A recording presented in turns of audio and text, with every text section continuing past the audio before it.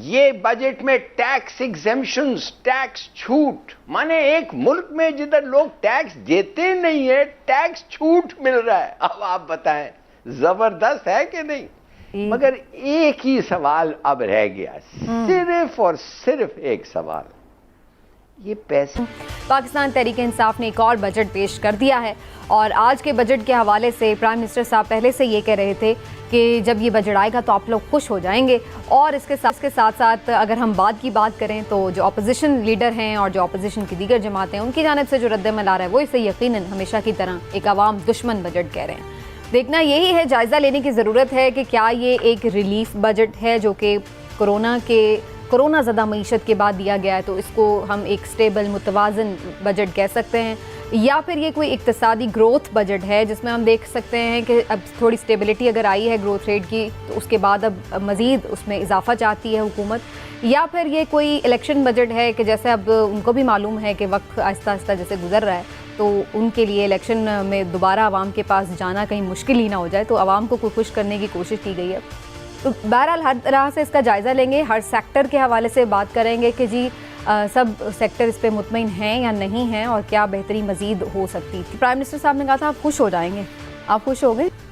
मैं आपसे अर्ज़ करूं समीना, ये पीटीआई का वज़ीर आज़म इमरान खान साहब का इलेक्शन बजट है। अच्छा, हाँ जी, ये अपने तय उन्होंने पूरा एक इस तरह का बजट दिया है जिससे वो लोगों को खुश कर सकें और इलेक्शन के लिए एक फ़िज़ा बना सकें, अपनी मकबूलियत में इजाफा कर सकें। देखें, दो तरह की चीज़ें होती हैं। कोई भी बजट आज तक मैंने तो नहीं देखा किसी भी हुकूमत ने कोई बजट ऐसा पेश किया और जिसमें सारी चीज़ें ही बहुत अच्छी हों या सारी चीज़ें ही बहुत बुरी हों। असल मामला ये होता है कि हुकूमत ने कड़वी मीठी दोनों तरह की गोलियां देनी होती हैं, लेकिन उन्होंने इस तरह से देना होता है कि वो गोली किस तरह से अवाम हजम कर जाए। अब देखें, बजट पहले होता था, जो अहदाफ होते थे वो पूरे किए जाते थे, जो कीमतों में कमी इजाफा होता था वो पूरे साल तक के लिए होता था। अब बहुत सारे सालों से हो क्या रहा है, हो ये रहा है कि अब बजट साल के लिए नहीं होता।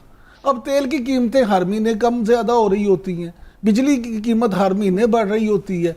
इसी तरह से ये चीज़ें जब ऊपर नीचे होती हैं, रोज़ाना मिनी बजट आते हैं, ये सारी चीज़ें अब उस तरह से रही नहीं। ये अवाम को हर दफ़ा इसलिए अवाम का ज़्यादा इंटरेस्ट भी नहीं रहा, मुझे तो लगता है। इसलिए अवाम जो है ना, अवाम को हर हुकूमत बेवकूफ़ बनाने की कोशिश करती है। हिलाले साहब, आपको बजट में क्या अच्छा लगा, क्या बुरा लगा? देखिए, ये कमाल का बजट था, है ये इसलिए कमाल का है, अमूमन पूछा जाता है, जैसे कैनेडी ने एक दफ़े कहा था कि यह ना पूछिए कि आपका मुल्क आपके लिए क्या कर सकता है, ये पूछिए कि आप अपने मुल्क के लिए क्या कर सकते हैं।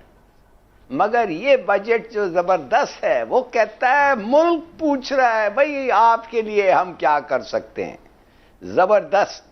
मैं तो कहता हूं एक डेदी से लेके मेरे कैमरामैन खुश है इस बजट से। तो ये किस किस्म का जादूगर बजट है, कमाल का बजट है। देखिए, ये बजट में टैक्स एग्जेम्पशंस, टैक्स छूट, माने एक मुल्क में जिधर लोग टैक्स देते नहीं है, टैक्स छूट मिल रहा है। अब आप बताएं, जबरदस्त है कि नहीं? इंपोर्ट ड्यूटी के कट्स, एक्सपोर्टर्स और इंडस्ट्री, गाड़ियां, फोन, पैसे कम, टैक्स छूट, कट, सब्सिडी, इंक्रीज, पीटीआई के बड़े जबरदस्त एमएनएज जो हैं उनको पैसे मिल रहे हैं 670 बिलियन रुपया से लेके 700 बिलियन एक्सपेंडिचर उनका इंक्रीज कर दिया है। वो बेनिफिट कर रहे हैं। 10% सैलरी पेंशनर्स के लिए, 20,000 आम सैलरी, इंसेंटिव, वैट 850 सीसी गाड़ियों के लिए खत्म कर दिया, सेल्स टैक्स 12% कर दिया 17 से, फार्मेसी कस्टम्स ड्यूटी खत्म कर दिए, 350 गोल दवाइयों पे कम हो गया। मैं तो कहता, स्टॉक एक्सचेंज, माय गॉड, उनको भी इंसेंटिव मिल गया है। हाउसिंग को लोन्स मिलने जा रहे हैं, 3 लाख से 20 लाख किसानों को लोन्स मिलते जा रहे हैं। दूध और शहद की बस नहरें बहने वाली हैं जल्दी। भाई आप मुझे बताएं, मगर एक ही सवाल अब रह गया, सिर्फ और सिर्फ एक सवाल, ये पैसे आएंगे किधर? आपसे मैं पूछना चाहता हूं, भाई कोई रोबस्ट स्कीम रेवेन्यू जनरेशन के लिए है? कोई नहीं है। एग्रीकल्चर टैक्स लगाया? नहीं। टॉप 5% सबसे अमीर जो इस मुल्क में हैं, वो उन पे टैक्स बढ़ाया? बिल्कुल नहीं। रियल एस्टेट टैक्स लगाया?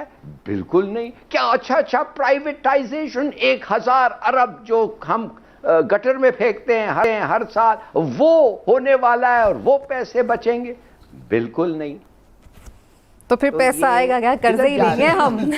अच्छा, ये गुजारिश भाई, इसलिए मैं कहता हूं समीना, तुम हमारे साथ बैठना चाहिए एंकर ना बन के। बिल्कुल सही कहा तुमने। ये IMF फ्यूरियस, वो तो पागल हो गए IMF, वो इतने नाराज हैं और कह रहे तुम्हारा डिफिसिट बढ़ रहा है, तुम्हारी इन्फ्लेशन इंक्रीज होगी, तेल का प्राइस तो तुम नहीं कंट्रोल कर सकते, वो बढ़ रहा है, 7% कल बढ़ गया है। तो कहने की बात ये है, मैं समझता हूं इंशाअल्लाह कि हमारे कप्तान साहब को ये सब बातें पता है और उन्होंने एक चाल चला है। अच्छा, बड़ा जबरदस्त चाल है। अगर ये चाल चल जाए, ये इलेक्शन उनका है। अच्छा, चलिए, हिलाली साहब ने तो बड़ी जबरदस्त बातें कर दी हैं। इसका मतलब है हिलाली साहब भी मेरी इस बात से मुत्तफिक हैं कि ये इलेक्शन बजट है, ये खुश करने की, आवाम को खुश करने की और जो है ना एक मजीद एक कोशिश है। लेकिन मेरे 2-3 जो इस पे सवाल है ना, देखें, बड़ी अच्छी बात है, इन्होंने ऐलान किया कम से कम उजरत 20,000 रुपये, लेकिन क्या इस पे अमल भी करवाया जाएगा? मेरा सवाल ये है, क्योंकि पहले भी जो होती है कम से कम उजरत, बहुत सी जगह पे वो नहीं होती। दूसरी बात जो सबसे अहम है कि टैक्स नेट की जब आप बात करते हैं, तो टैक्स नेट पहले आपने अहदाफ कितनी दफ़ा अपने कम किए, क्योंकि आप वो हदफ पूरा ही नहीं कर पाते थे। तो इस दफ़ा आप देखें वो कैसे करेंगे। फिर सबसे अहम बात ये कि आपने कभी ये गौर किया कि जो आप टैक्स हदफ अपना बनाते हैं, उसमें से सैलरीड पर्सन कितना देते हैं, जिनसे आप जबरदस्ती वसूल कर लेते हैं। उनकी तो आउटसोर्स ही वो हो जाती है, कटिंग उनकी। ये सारी चीजें बड़ी अहम है। और फिर ये कि इमरान खान साहब ने ये जो कोशिश की है कि जनाब इस बजट के जरिए से वो रिलीफ दें, क्या वाकई किसी आदमी, गरीब आदमी को वो नीचे तक मिलेगा भी या नहीं? ठीक, कि पेट्रोलियम मसनूआत मजीद महंगी होने जा रही हैं, तो उससे क्या रिजल्ट होगा? जब पेट्रोलियम मसनूआत महंगी होंगी तो दुनिया की हर चीज महंगी हो जाएगी।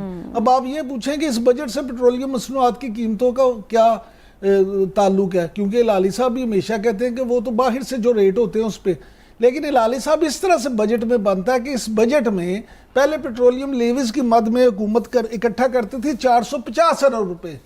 अब हुकूमत ने इस बजट में वो रख दिया कि जी हम 610 अरब रुपए इकट्ठे किए जाएंगे।